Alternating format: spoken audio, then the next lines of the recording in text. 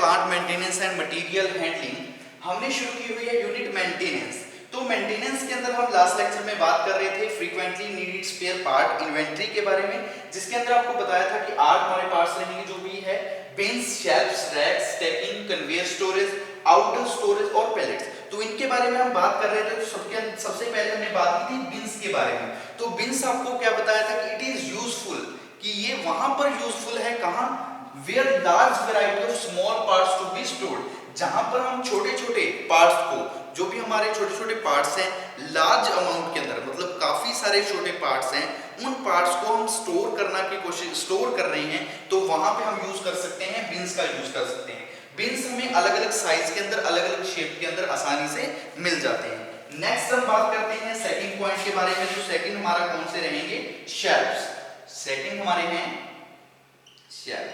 तो अब देखिए शेल्फ्स हैं, इनका हम यूज किस लिए करते हैं, कहां पे करते हैं। तो देखिए कि when the storage of large part is involve, यहां पर हम क्या कर रहे थे कि जो भी हमारे पार्ट्स थे वो स्मॉल थे, लेकिन जब हमारे पार्ट्स क्या हो, लार्ज हो और बिन्स के अंदर हम उनको स्टोर ना कर पाए, तब हम यूज करते हैं शेल्फ्स का। तब हम किसका यूज करते हैं, शेल्फ का यूज करते हैं।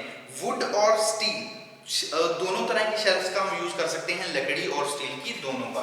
तो हम क्या लिख सकते हैं कि शेल्फ्स का यूज कहां पे करते हैं, when the storage of large part, when the storage of larger या फिर larger parts, when the storage of larger parts is involved कि यानी कि जो भी हम स्टोरेज कर रहे हैं वो अगर हमारे पास कौन से है, लार्जर पार्ट्स है, तो उन पार्ट्स की जो पार्ट्स इन्वॉल्व है, लार्ज पार्ट है, तब हम किसकी स्टोरेज यूज करते हैं, शेल्फ्स का यूज करते हैं। क्योंकि यहाँ पे हम जो हमारे बिन्स है उनका यूज नहीं कर सकते। Bins are not used in this. Bins are not used in this. कि इसके अंदर हम क्या नहीं कर सकते कि जो हमारे बिन्स है उसका यूज नहीं कर सकते। Both wood and steel shelves are used. कि दोनों जो हमारे स्टील के या फिर लकड़ी के शेल्फ्स हैं, इन शेल्फ्स का हम यूज कर सकते हैं। किसके लिए यूज कर सकते हैं, जो भी हमने स्टोरेज करनी है लार्ज पार्ट्स की। ठीक है, अभी तक 2 पार्ट्स की बात की हमने। बिन्स के अंदर क्या बता दिया कि अगर हमने स्मॉल पार्ट्स की स्टोरेज करनी है, शेल्फ्स के अंदर क्या होगा, लार्ज पार्ट्स की स्टोरेज करनी है, और इसके अंदर अलग अलग साइज के अंदर, शेप्स के अंदर मिलेगा। जब हम बात करेंगे शेल्फ्स की, तो लकड़ी और स्टील, वुड एंड स्टील दोनों तरह के जो शेल्फ्स होंगे उनका हम यूज कर सकते हैं लार्ज पार्ट्स को स्टोर करने के लिए। जो भी हमारे लार्ज पार्ट्स हैं उन पार्ट्स को स्टोर करने के लिए हम क्या कर सकते हैं, यूज कर सकते हैं। नेक्स्ट हम बात करते हैं थर्ड पॉइंट के बारे में। तो थर्ड जो हमारा पॉइंट रहेगा वो क्या है, रैक्स।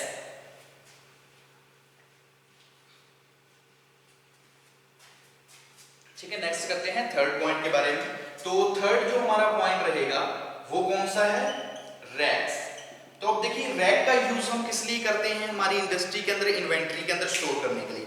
देखिए these are useful for storing long narrow stocks in addition to other items, यानी कि अदर आइटम्स जो भी हमारे एडिशन में हमारे पास अदर आइटम्स हैं, उन आइटम्स को एक लॉन्ग नैरो स्टॉक तैयार करने के लिए, इस तरह से हमने छोटी छोटी चीजों को, जो भी हमारे प्रोडक्ट्स हैं उनको हमने नैरो स्पेस के अंदर क्या करना है, स्टोर करना है, यानी कि एक लॉन्ग नैरो स्टॉक हमने तैयार करना है।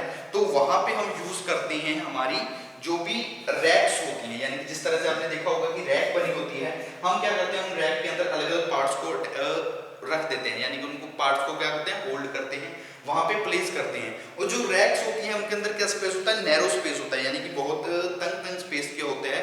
वो इस तरह से हमारी रैक्स बनी होती है, जहां पे हम क्या करते हैं, जो भी हमारे पार्ट्स होते हैं, फिनिश्ड प्रोडक्ट्स होते हैं, स्पेयर पार्ट्स होते हैं, उन पार्ट्स को प्लेस करने का काम करते हैं। तो रैक्स के अंदर हम क्या लिख सकते हैं कि these are useful storing, these are useful storing long narrow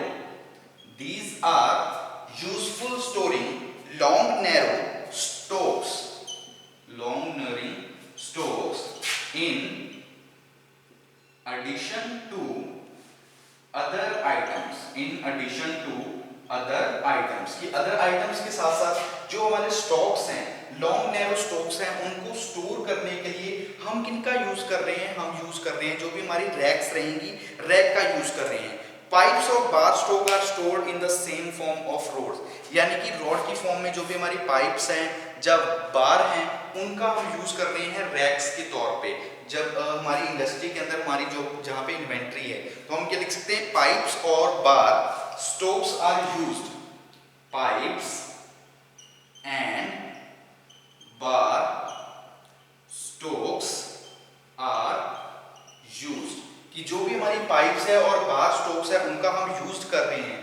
pipe stocks are used, जहां पे pipe stocks are stored, pipe stocks are stored in some form of racks, in some form of racks, कि racks की form के अंदर हम क्या कर सकते हैं? जो भी हमारे कंपोनेंट्स है, जैसे पाइप्स है, बार्स हैं, इनको हम क्या कर सकते हैं? स्टोर कर सकते हैं हमारी रैक्स के अंदर। तो ये हमारे लिए क्या रैक के अंदर देखिए क्या लिखा कि these are useful storing long narrow stocks, जो भी हमारे लॉन्ग नैरो स्टॉक्स हैं, in addition to other items, उसके अलावा जो अदर आइटम्स हैं उनको स्टोर करने के लिए हम किसका यूज कर रहे हैं? हम यूज कर रहे हैं जो भी रैक्स रहेंगी, उन रैक्स का यूज कर रहे हैं। नेक्स्ट हम बात करते हैं फोर्थ पॉइंट के बारे में। तो फोर्थ हमारे लिए क्या रहेगा? स्टैकिंग। फोर्थ क्या है? स्टैकिंग। तो अब देखिए स्टैकिंग के अंदर हम क्या लिख सकते हैं कि स्टैकिंग क्या होता है? The simplest stacking method that can be adopted is block stacking, यानी कि जो हमारा सिंपल, अगर हम बात करें कि सिंपल स्टैकिंग मेथड क्या है, एक तरह से ये अडॉप्ट करता है जो हमारी ब्लॉक स्टैकिंग होती है, ब्लॉक स्टैकिंग मेथड को अडॉप्ट करता है। इसके अलावा in this method unit load are stacked one over the other, यानी कि इसके अंदर क्या होता है कि जैसे हमारी जहाँ पे स्टोरेज है, इन्वेंट्री है, जहाँ पे हम फिनिश प्रोडक्ट्स को, जहाँ फिर जो भी हमारे दूसरे प्रोडक्ट्स हैं, इक्विपमेंट्स हैं, उनको स्टोर कर रहे हैं, तो इनके अंदर हम क्या करते हैं कि एक चीज के ऊपर दूसरी चीज को हम प्लेस कर देते हैं। फॉर एग्जांपल जैसे हमारे पास कोई बैग्स हैं, या फिर हमारे ड्रम होते हैं, बैरल्स होते हैं, तो हम क्या करते हैं कि हमारा फर्स्ट हमने यहाँ पे रखा, प्लेस कर दिया, उसके ऊपर नेक्स्ट रख दिया, फिर नेक्स्ट रख दिया, फिर नेक्स्ट रख दिया, तो हम इसके ऊपर क्या करते हैं? ओवर टू ओवर उनको क्या करते हैं? प्लेस करते जाते हैं। तो वो हमारे लिए रहती है स्टैकिंग, यानी कि हमने क्या करना है कि जो यूनिट लोड है are placed over the over, उनके ऊपर हम क्या करते जाएंगे? उनको प्लेस करते जाएंगे। तो वो उस तरह की जो स्टोरेज होती है वो हमारे लिए कहलाती है स्टैकिंग स्टोरेज। वो कौन सी होती है? Stacking storage. In this method हम क्या लिखेंगे? इन this method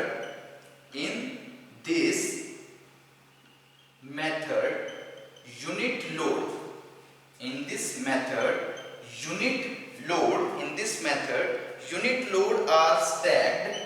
unit load are stacked one over, या फिर one over the other, one over the other। For example जैसे कि हमारे पास क्या है? बैग्स हैं, बैग्स हो सकते हैं, या फिर हम बोल सकते हैं जो हमारे ड्रम्स हैं, ड्रम्स को भी हम एक दूसरे के ऊपर प्लेस कर सकते हैं। इसके अलावा बैरल्स होते हैं, एटसेट्रा। तो ये सारी चीजें हैं जिनको हम क्या कर सकते हैं? एक के ऊपर एक क्या करके प्लेस कर सकते हैं, स्टोर कर सकते हैं। तो स्टैकिंग के अंदर भी देख लीजिए, स्टैकिंग के अंदर हमने यहाँ पे दो पॉइंट्स की बात की। रैक्स, तो रैक के अंदर हमने क्या बात की कि these are useful storing long narrow stocks, जो भी हमारे लॉन्ग नैरो स्टॉक्स होते हैं उनको स्टोर करने के लिए हम रैक्स का यूज करते हैं। पाइप एंड बार स्टॉक्स होते हैं are stored in the same form of racks, जो पाइप एंड बार होते हैं उनको हम सेम फॉर्म के अंदर स्टोर कर सकते हैं। स्टैकिंग के अंदर हम क्या बात की कि ये एक मेथड है जिसके अंदर unit load are stored one over the another, यानी कि जो हमारा एक लोड होता है उसको दूसरे के ऊपर, दूसरे के ऊपर, तीसरे के ऊपर, इस तरह से हम क्या करते जाते हैं? प्लेस करते जाते हैं। जब हम स्टोरेज की बात करेंगे, जैसे हमारे बैग्स वगैरह, जब हमने जो बैग्स होते हैं, जो आपने देखे होंगे जैसे सीमेंट वगैरह के बैग है, तो एक के ऊपर, दूसरे के ऊपर, तीसरे के ऊपर, इस तरह से हम प्लेस कर देते हैं। ड्रम है, ड्रम के ऊपर एक ड्रम, फिर नेक्स्ट ड्रम, ड्रम, तो इस तरह से हम उनको प्लेस कर रहे हैं। तो वो हमारे लिए कौन सी स्टोरेज होती है? उसको बोल देते हैं स्टैकिंग। वो हमारे लिए कौन सी रहेगी? स्टैकिंग। नेक्स्ट हम बात करते हैं फिफ्थ पॉइंट के बारे में। तो फिफ्थ पॉइंट हमारा कौन सा रहेगा? Conveyor storage.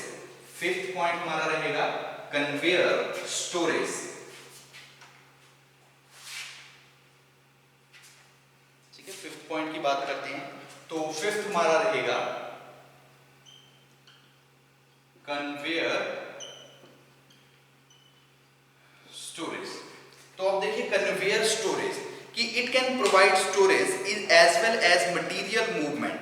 कन्वेयर यानी कि कन्वेयर जिस तरह से आपने देखी होगी कि कन्वेयर बेल्ट लगी होगी। फॉर एग्जांपल जिस तरह से आपने कभी मेट्रो स्टेशन पे जाकर कहीं जाते हो तो आप जैसे बैग प्लेस करते हो तो वो इस तरह से आगे ट्रेवल करते हैं, तो वही हमारा कन्वेयर की होगी कि बेल्ट लगी होगी जिसके ऊपर हम क्या कर सकेंगे, उस कन्वेयर के ऊपर जो भी हमारे प्रोडक्ट्स हैं, जो भी हमारे एलिमेंट्स हैं, इक्विपमेंट्स हैं, उनको हम प्लेस कर सकते हैं, स्टोर कर सकते हैं। स्टोर करने के साथ साथ उनकी मूवमेंट भी करवा सकते हैं। यानी कि एक जगह से अगर हमने दूसरी जगह पे लेके जाना है तो वो कन्वेयर बेल्ट की वजह से हम उसकी मूवमेंट भी करवा सकते हैं, इजीली एक जगह से दूसरी जगह पे ट्रांसफर कर सकते हैं, एक डिपार्टमेंट से दूसरी डिपार्टमेंट के अंदर हम उसको ट्रांसफर भी कर सकते हैं। तो हम क्या लिख सकते हैं कि अगर हम कन्वेयर स्टोरेज की बात करें कि it can provide storage as well as material movement, कि कन्वेयर जो हमारी कन्वेयर स्टोरेज होगी इसके अंदर हम स्टोरेज भी कर सकते हैं, साथ ही साथ में जो मटेरियल की है उसकी मूवमेंट भी करवा सकते हैं। तो कन्वेयर स्टोरेज के अंदर हम लिखेंगे it can provide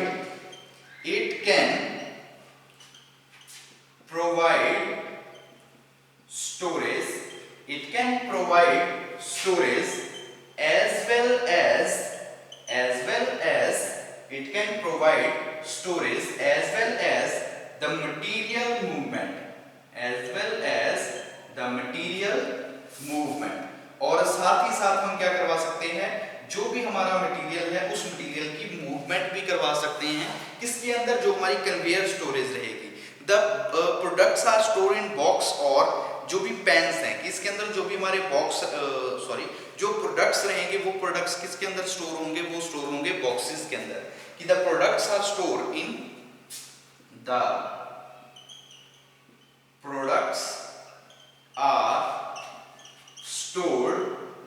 in boxes, कि जो भी हमारे प्रोडक्ट्स रहेंगे वो प्रोडक्ट्स किस फॉर्म के अंदर स्टोर होंगे, जो हमारे बॉक्सेस होंगे बॉक्स की फॉर्म के अंदर स्टोर होंगे। नेक्स्ट हम यहाँ पे बात कर लेते हैं, नेक्स्ट हमारा रहेगा आउटडोर स्टोरेज। नेक्स्ट है 6 पॉइंट के अंदर आउटडोर, ठीक है। नेक्स्ट हमारा कौन सा है, आउटडोर स्टोरेज। तो अब देखिए आउटडोर स्टोरेज के अंदर हम क्या बात कर सकते हैं कि some industries are able to take advantage of outdoor space. यानी कि कई बार क्या होता है कि जैसे हमारी इन्वेंट्री है जहां पे हमारी स्टोरेज रूम बना हुआ है जहां पे हर चीज को स्टोर कर रहे हैं, लेकिन कई इंडस्ट्रीज क्या करती हैं एडवांटेज लेने के लिए जो भी हमारा मटेरियल्स है, जिस मटेरियल को हमने स्टोर करना है उसको आउटडोर स्पेस, यानी कि जो इंडस्ट्री के बाहर स्पेस होगा, हमारे जो भी स्टोरेज रूम होगा, इन्वेंट्री के बाहर रूम होगा, वहां पे उसको स्टोर कर लेंगे। कि क्या लिखा है, some industries are able to take advantage of outdoor space, कि कई हमारी कंपनीज क्या करती है जो आउटडोर स्पेस है उसकी एडवांटेज लेना चाहती है, जिसकी वजह से if there raw material are not damaged by the elements of outdoor, जिसकी वजह से क्या होता है कि if there raw material are not damaged by the element of outdoor, कि इसकी वजह से कई बार क्या होता है कि हम जो हमारा आउटडोर स्पेस होता है वहां पे हम सारे एलिमेंट्स को क्या कर देते हैं, स्टोर कर देते हैं, जिसकी वजह से कई बार क्या होता है कि डैमेज होने से बच जाते हैं जो भी हमारे प्रोडक्ट्स होते हैं। तो हम इसके अंदर क्या लिख सकते हैं कि some industries are able to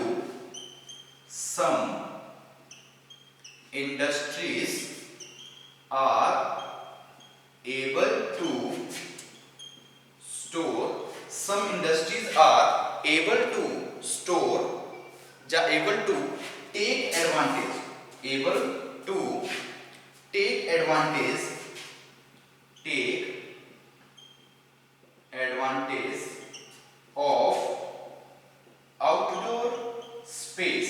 outdoor space if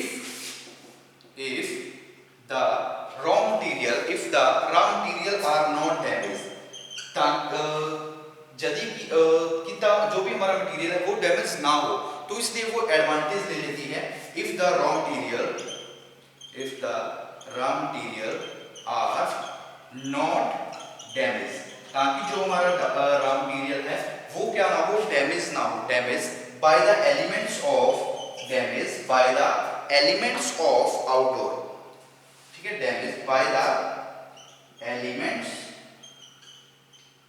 of outdoor, कि जो भी हमारे आउटडोर एलिमेंट्स हैं उनकी वजह मटेरियल है वो किसी भी तरह से क्या ना हो, डैमेज ना हो, तो वो हमारे लिए कौन सा रहेगा, उसको हम बोल देंगे आउटडोर स्टोरेज। तो कन्वेयर स्टोरेज के अंदर हमने बात की कि ये एक तरह से स्टोरेज का काम करता है, साथ ही साथ मटेरियल की मूवमेंट भी करवाता है। बॉक्सेस के अंदर हम प्रोडक्ट को स्टोर करते हैं। आउटडोर स्टोरेज के अंदर हमने बात की कि some industries are able to take advantage of outdoor space. कई इंडस्ट्री ऐसी होती हैं जो आउटडोर जो भी स्पेस है उसकी एडवांटेज लेना चाहती है, ताकि जो भी if the raw material are not damage, ताकि जो हमारा रॉ मटेरियल है वो किसी भी तरह से डैमेज ना हो। नेक्स्ट हम बात करते हैं हमारे लास्ट पॉइंट के अंदर। तो लास्ट हमारा कौन सा रहेगा, लास्ट हमारे रहेंगे pallets.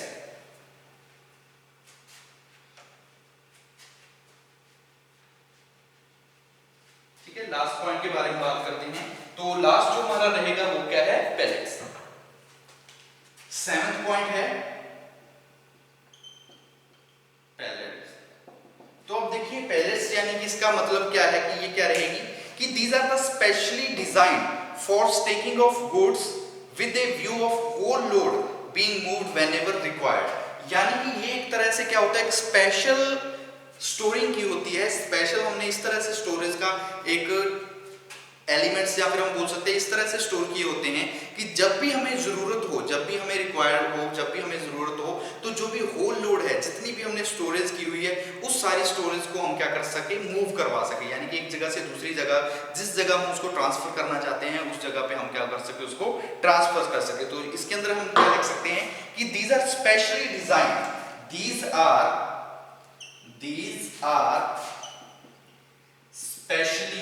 these are specially designed for staking, these are specially designed for staking of goods, staking of goods।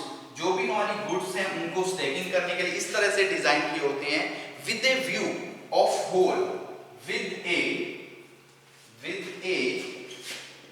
View of whole goods, with a view of whole load being moved, whole load being moved when it is required, when it is required।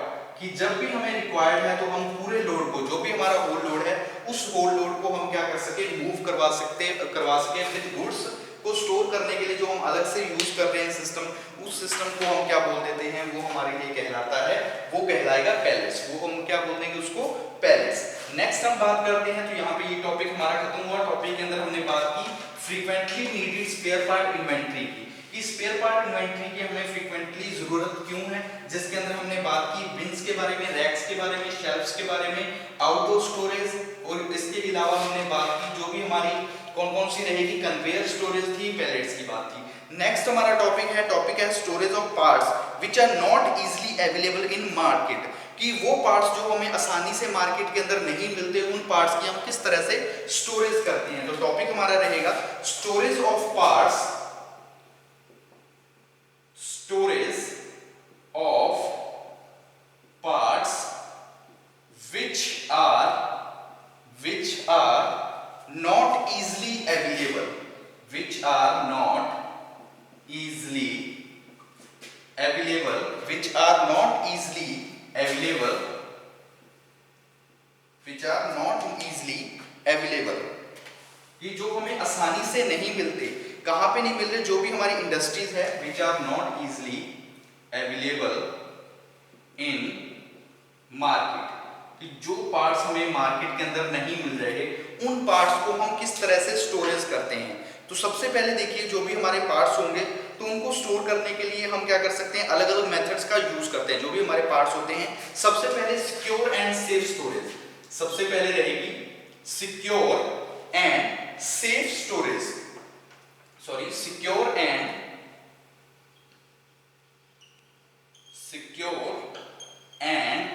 Safe storage. First हमारी क्या रहेगी, secure and safe storage की जो हमारी secure और safe storage होगी। इसके अंदर देखिए सच पार्ट्स मतलब जो पार्ट्स हमें इजीली अवेलेबल नहीं है मार्केट के अंदर, उन पार्ट्स के बारे में हम बात कर रहे हैं कि जो आसानी से हमें मार्केट के अंदर नहीं मिल रहे, उन पार्ट्स की हम स्टोरेज कैसे करते हैं। Such parts should be stored safely and securely. Costly and high spare parts should be kept under lock and key। यानी कि जो भी हमारे इंपॉर्टेंट पार्ट्स हैं, जो कॉस्टली है और हाईली प्रोडक्ट्स हैं, पार्ट्स हैं, उनको हम क्या करेंगे, क्या करके रखेंगे, लॉक करके रखेंगे। यानी कि एक गोदाम के अंदर या किसी भी स्टोर के अंदर हम उसको प्रॉपरली लॉक करके रखेंगे, सेफ एंड सिक्योर जगह पे रखेंगे। तो हम क्या लिख सकते हैं कि सच पार्ट्स, जो भी हमारे ऐसे पार्ट्स हैं, उन पार्ट्स को हम कैसे रखेंगे, such parts should be stored safe and secure। Safe and secure, जो भी हमारे पार्ट्स होंगे उनको हम कैसे रखेंगे, सेफ एंड सिक्योर रखेंगे। इसके अलावा costly and highly products, costly and highly spare parts are lock, यानी कि उनको हम क्या रखें, should be kept under, should be kept under lock and key. यानी कि जो भी हमारे पार्ट्स हैं उनको हम क्या करेंगे, लॉक करके रखेंगे। जो भी हमारे पार्ट्स रहेंगे उन पार्ट्स को हमने क्या करने का काम करेंगे, लॉक करके रखने का काम करेंगे, जो भी हमारे कॉस्टली और हाईली प्रोडक्ट्स है। सेकंड है manufacture recommendation. Manufacture, second point रहेगा मैन्युफैक्चरर्स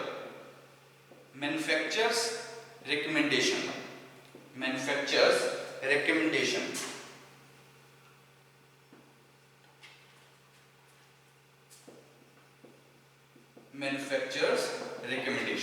तो अब देखिए मैन्युफैक्चर रिकमेंडेशंस के अंदर क्या होगा कि the manufacturers and supplier of important machinery, कि जो हमारे इंपोर्टेंट मशीनरी या इक्विपमेंट्स है, जिन पार्ट्स को हम क्या कर रहे हैं, मैन्युफैक्चर या सप्लायर से खरीद रहे हैं, कि the manufacture and supplier of the important machinery equipment manufacturer always supply their products with recommendation of type and quality of space to be kept reserved। जितने भी हमारे मैन्युफैक्चरर्स हैं, जिन मैन्युफैक्चर से हम क्या कर रहे हैं, जो भी हमारे पार्ट्स हैं, उन पार्ट्स को हम खरीद रहे हैं, तो वो हमेशा क्या रखता है, कुछ पार्ट्स को रिजर्व के अंदर रखता है, यानी कि जब भी जरूरत हो हम उस पार्ट्स को क्या कर सके, यूज कर सके। हमारी इंडस्ट्री के अंदर जहां पे भी हम उसको यूज करना चाहते हैं, वहां पे हम उन पार्ट्स को क्या कर सके, यूज कर सके। कि जो भी हमारा मैन्युफैक्चर होगा, जिस मैन्युफैक्चर से हम क्या कर रहे हैं, जो मैन्युफैक्चर या फिर सप्लायर है, जिससे हम क्या कर रहे हैं, जो इंपॉर्टेंट पार्ट्स हैं, उन पार्ट्स को ले रहे हैं, तो वो क्या करता है, कुछ पार्ट्स को क्या रखता है, केप्ट रिजर्व रखता है। वो क्या करता है कि कुछ उसके पार्ट होते हैं, जिन पार्ट को वो क्या करने का काम रखता है, केप्ट रिजर्व्स। वो क्या करता है, कुछ पार्ट्स को रिजर्व रखता है। कौन से पार्ट्स को, जो इंपॉर्टेंट पार्ट्स हैं, जो भी हमारे इंपॉर्टेंट पार्ट्स रहेंगे, जो पार्ट्स हमें चाहिए है, तो ये कौन रखेगा, जो हमारा सप्लायर होगा। जो सप्लायर या फिर हम जिसको बोलते हैं मैन्युफैक्चर, सप्लायर या फिर हमारा मैन्युफैक्चर होगा, उसका काम क्या होगा कि जो भी हमारे पार्ट्स हैं, उन पार्ट्स को क्या करना, रिजर्व रखना। कि वो उन पार्ट्स को क्या करेगा, रिजर्व रखेगा, ताकि जब भी हमें जरूरत है तो हम उस पार्ट्स का यूज कर सके। क्योंकि कुछ पार्ट्स ऐसे होते हैं जो हमारी इंडस्ट्री, जो हमें मार्केट के अंदर इजीली अवेलेबल नहीं होते। जो भी पार्ट्स हैं मार्केट के अंदर हमें इजीली क्या नहीं होते, अवेलेबल नहीं होते, तो हम उनको क्या करते हैं, केप्ट रिजर्व, यानी कि उनको रिजर्व रखने का काम करते हैं। नेक्स्ट हम बात करते हैं थर्ड पॉइंट के बारे में। तो थर्ड पॉइंट हमारा कौन सा रहेगा, थर्ड पॉइंट होगा हमारा कैनिबलाइजेशन। ठीक है, कैनिबलाइजेशन।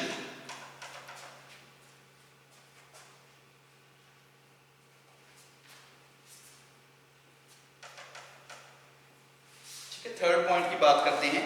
तो थर्ड हमारा रहेगा,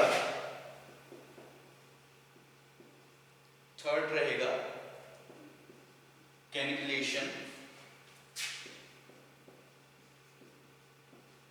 ठीक है, कैनिबलाइजेशन। तो अब देखिए इसका मतलब क्या होता है, it means the use of machine etcetera as a source of spare part for other such machine. यानी कि इसके अंदर हम क्या करते हैं कि जो भी हमारी मशीन है, हम उस मशीन का यूज कर लेते हैं, यानी कि जो भी हमारे सोर्स ऑफ स्पेयर पार्ट है, स्पेयर पार्ट की जगह पे हम क्या कर रहे हैं, उस मशीन का यूज कर रहे हैं ऑपरेशन को परफॉर्म करने के लिए। इसके अंदर its part are kept as spare and use for repair of many similar machines. इसके अंदर हम क्या करते हैं कि जो हमें पार्ट्स है, जो हमें पार्ट रिक्वायर है, उस पार्ट को अलग से हम स्पेयर के तौर पे रखते हैं, और जब भी हमें जरूरत है उस स्पेयर पार्ट की सहायता से हम उस ऑपरेशंस को परफॉर्म करवा लेते हैं। तो कैनिबलाइजेशन के अंदर हम क्या लिख सकते हैं कि its part are kept as spare in this, कि जब भी हम इसकी बात करेंगे तो क्या लिखेंगे, in this parts are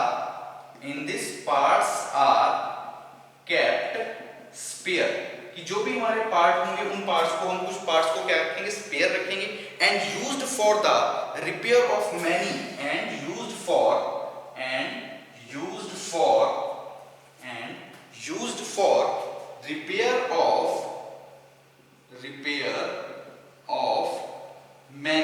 repair of many similar machines. जो सिमिलर मशीन्स हैं उन मशीन्स की रिपेयर के लिए हम उस पार्ट्स को, जो हमने स्पेयर पार्ट रखा हुआ है, उस पार्ट को हम क्या कर सकते हैं, यूज कर सकते हैं। नेक्स्ट हम बात करते हैं लास्ट पॉइंट के बारे में। तो लास्ट जो हमारा पॉइंट रहेगा, ये हमारा पॉइंट कौन सा था, थर्ड पॉइंट। अब हम बात करते हैं लास्ट फोर्थ पॉइंट के बारे में। तो फोर्थ पॉइंट हमारा कौन सा है,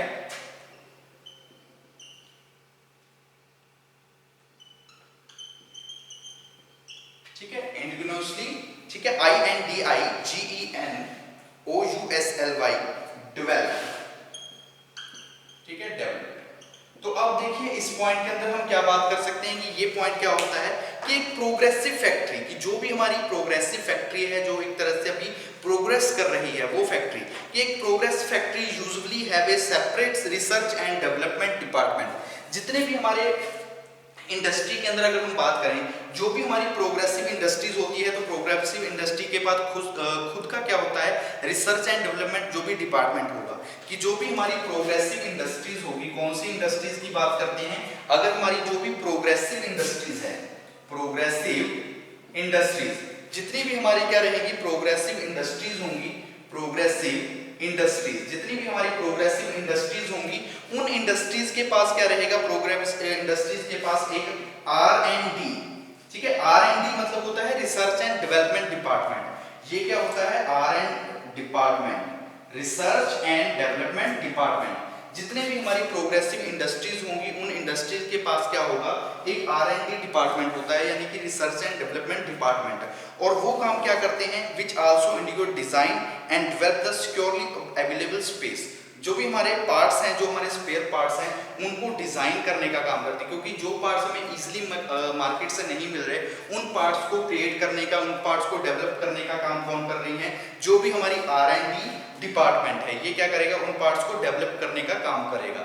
तो यहाँ पे ये हमारी यूनिट कंप्लीट होती है, मेंटेनेंस यूनिट। मेंटेनेंस की इस यूनिट के अंदर हमने बात की है मेंटेनेंस के बारे में, टाइप्स ऑफ मेंटेनेंस के बारे में, एडवांटेज, डिसएडवांटेज और जो भी उसके फंक्शंस रहेंगे।